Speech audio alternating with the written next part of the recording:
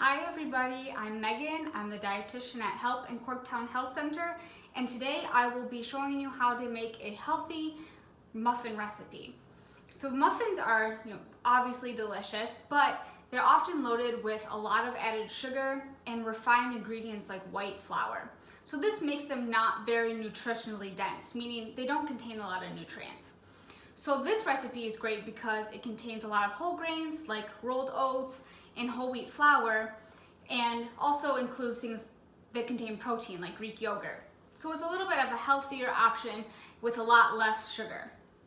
So I'm going to start by preheating my oven to 375 degrees while I do the mixing. I'm going to start with 1/3 of a cup of maple syrup or honey, and it's important that you use pure maple syrup and not the pancake syrup, because the pancake syrup has a lot of additional added sugar, whereas this is just pure maple syrup. So I'll add this to my bowl, and I'm going to combine the wet ingredients together.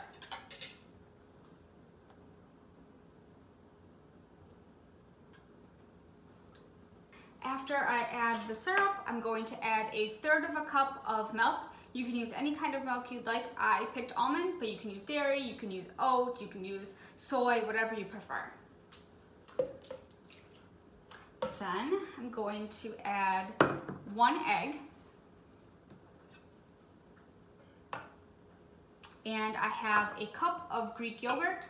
So Greek yogurt is a little bit different than regular yogurt because it contains more protein than typical yogurt. It's also thicker than typical yogurt, so it's important that you get Greek for this recipe because it could change your recipe if you use regular typical yogurt. It can make it too watery. So after adding the Greek yogurt, I'm going to add 1/4 teaspoon of vanilla extract. 1 teaspoon of vanilla extract.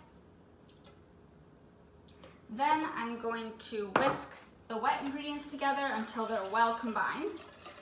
Okay, now I'm going to set aside the wet ingredients, and I'm going to combine all the dry ingredients together in a separate bowl. So I will start with the cup of rolled oats. It's important to use old-fashioned roll oats instead of the quick cooking oats because these contain more protein, more whole grains, and also contain more nutrients than the super processed quick cooking oats. So I'll add that. Then I have 3/4 of a cup of whole wheat flour.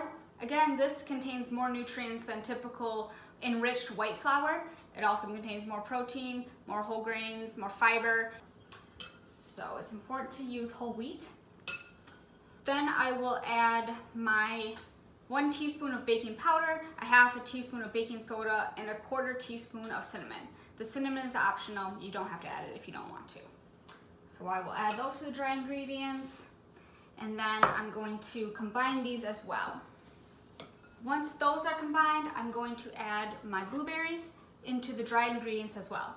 So the recipe calls for 1 to 2 cups of blueberries. I used 1.5 just because it's right in the middle, but you can use more than this or less, whatever you prefer.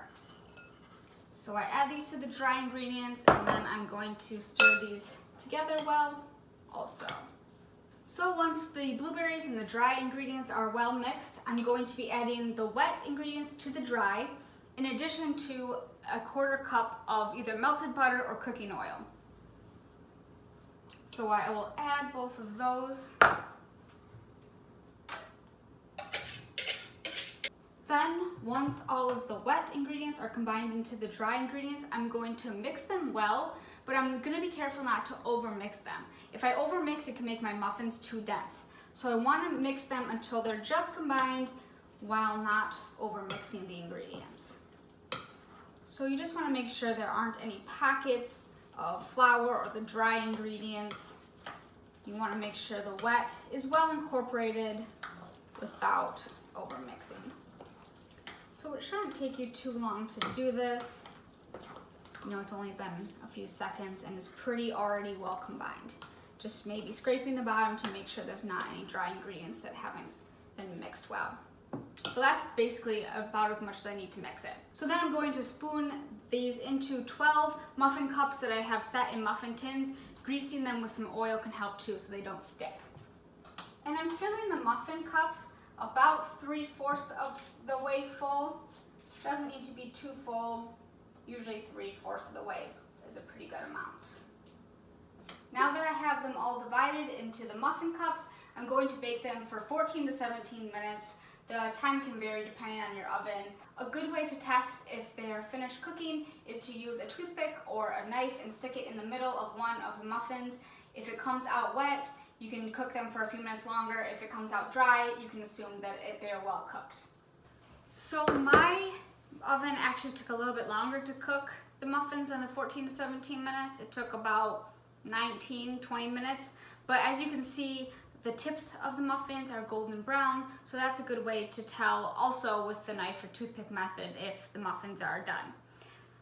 So you want to store these in a refrigerator in an airtight container, or you can freeze them as well. If you're storing them in the refrigerator, eat them within a week or a few days. I hope you enjoy.